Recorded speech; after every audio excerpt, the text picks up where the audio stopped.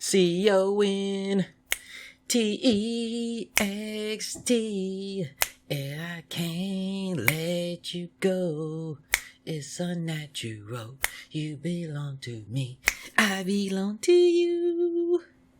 Yes, guys, we are back, and we are talking about the fateful day that Thanos got put in jail. This was a video I should have made a long time ago. I thought about making it during in-game. I don't know why I didn't. But yes, he is Thanos. This is a story where Thanos is put in jail. Not by the Guardians of the Galaxy. Not by those guys. I think there is some comics that might have been in the Ultimate Universe where Guardians of the Galaxy do go against Thanos. But this is not it. This is not it. Actually, I don't think it's even Ultimates. But anyway, this is not it. This is not that. And it's not done by some supreme force of death or anything like that. Like, no, it's not done by anything. He's arrested, not in like an intergalactic cell. Don't even start that. He's arrested by just normal, everyday, freaking policemen. Normal, everyday people doing their job. Literally in handcuffs, everything, dragging Thanos off to jail. That's what we're talking about here. Now, this story is obviously not canon. It takes place in the same comics as the previous context episode, and the exact same comic actually, but with Mastermind and all that stuff. You've seen it probably. Well, not really, because it doesn't have that many views. But anyway, you've seen it probably. Anyway, this comic is done by the Electric Company. They teamed up with Marvel way back in the day to do these comic books for kids. I'm sure a lot of you have probably seen this image somewhere, but I'm going to give you the breakdown, the context of the story, and exactly what led to that happening. They did it, to be honest, these comics, there was a lot more than I thought of these comics.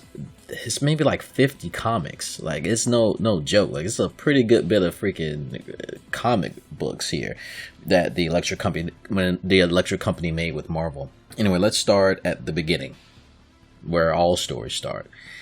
It's right at the start that we see how the Cosmic Cube was created. And it was created by just a bunch of evil scientists made it because to be evil, I guess. Apparently, I like, this is how it's created, but I think this is a very simplified explanation, because I think there's a lot more canon behind the Cosmic Cube, right? You know, like a lot more. Like, I think it's a little bit more than just a bunch of scientists just, oh, you know what? Let's make a device that controls time and space. Good idea, Bob. Put that up for next week. No, like this. I think that, hey, you know what? For the context of the story, because this is for kids, this combo, not the show. The show is not for kids. Don't do that. Don't do that Copa thing, YouTube. This is not for kids. But this comic was for kids. Yeah. It literally, basically what ends up happening is Thanos, he proclaims that with the Cosmic Cube, he can take over the world.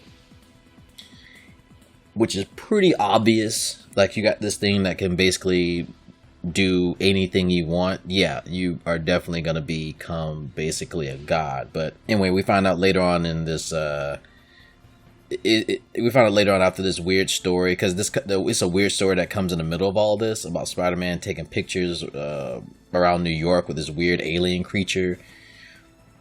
But anyway, we skip past that and we get to a comic where Hellcat has stolen the Cosmic Cube from Thanos. It's a bit of a jump because he's with these evil scientists and all of a sudden he's on Earth and Hellcat has stolen it. We don't know what happened in the middle, but it's stolen. Trust me, it's stolen. And she must be really freaking sneaky to steal something from a guy who basically became God and has, you know, the Cosmic Cube in his hand. But I digress. And if you notice from the comic book pages here, this was during the whole Thanos-Copter days. Doesn't age that well now. Doesn't age like a brick. Well, I guess bricks age pretty slow. But anyway, it aged like a rotting banana, basically. Age really bad. The Thanos-Copter. Why? Could you imagine him being a little Thanos-Copter in game?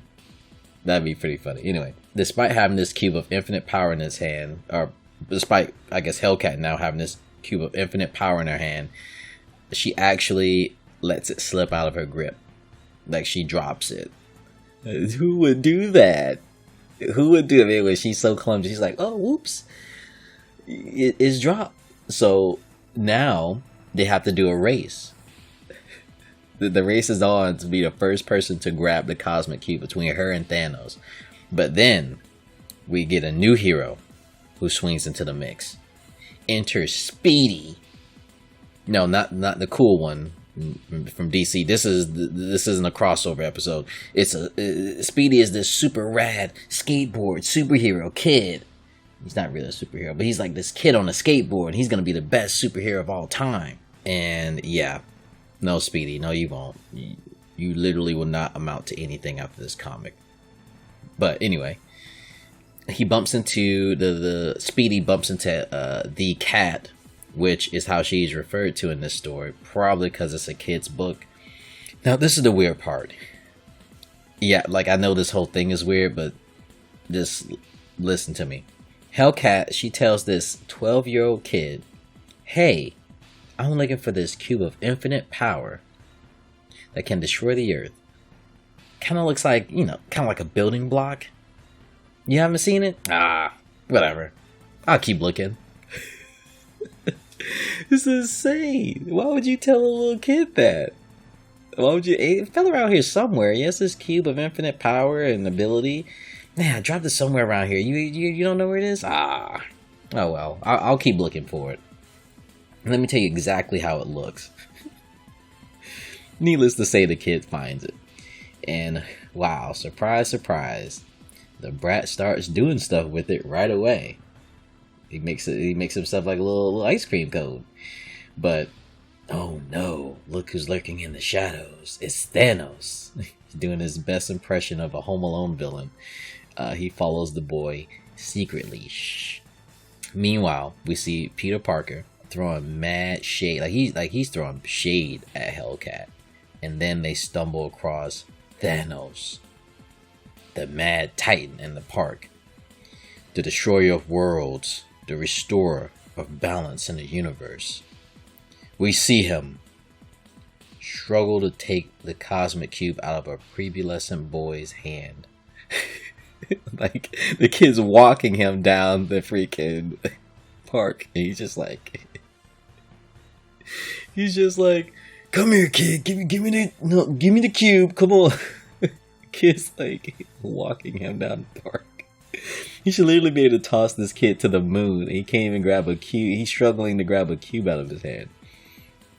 But regardless, he does manage to grab it, and luckily for everyone, Hellcat pops on the scene just in time to enter into a brawl for the cube and basically the fate of the world, because Thanos is going to control it if he gets it. But her doing that, it gives Peter enough time for his normal, disappearing act, where he just suddenly disappears, and everyone's like, oh, where's Peter? It gives him enough time to disappear, and this leads us into Dog Day Afternoon, which is the second part of this story, where we see Pete come back. He's in full spider gear. Pete comes back. He's in full spider gear. And we see Thanos summons a freaking dog to chase out the Hellcat. Like, there's no way to even really spin this. Like, it's a really big dog. Like, it's a dog.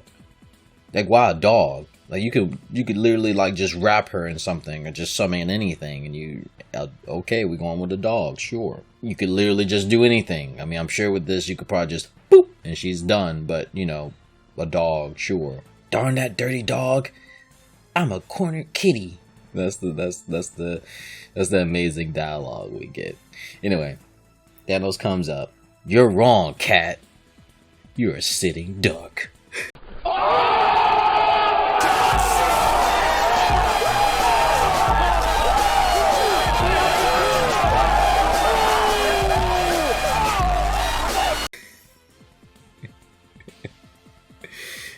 Literally, this comic has some of the best dialogue you will ever hear in your life. I don't care what you say. So, anyway, Spider-Man comes again, and just like Hellcat, in just the nick of time, and he booty slams the dog in the head. He slams her in the head with the force of Rikishi and Aramika combined.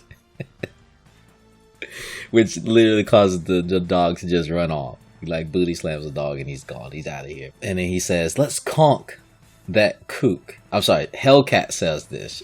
Hellcat says, let's conk this kook. Which sounds kind of dirty. You know, like something you would, almost like something you would say to your girl almost. Like, hey babe, ready for me to, you ready for me to conk that kook? That, can't even say. Hey girl, ready for me to conk that kook? What was this comic released? This comic was released in this, I think the late 70s. Yeah, it was like the late 70s, 80s-ish. Okay, yeah, that explains a heck of a lot. So Thanos, he starts to shake things up. An earthquake. He's literally shaking things up. But the force of the earthquake itself is so much that Thanos himself actually falls back. Like, you can't make this up. Like, he literally falls back and he loses the cube. And while he's falling, he shouts, oops.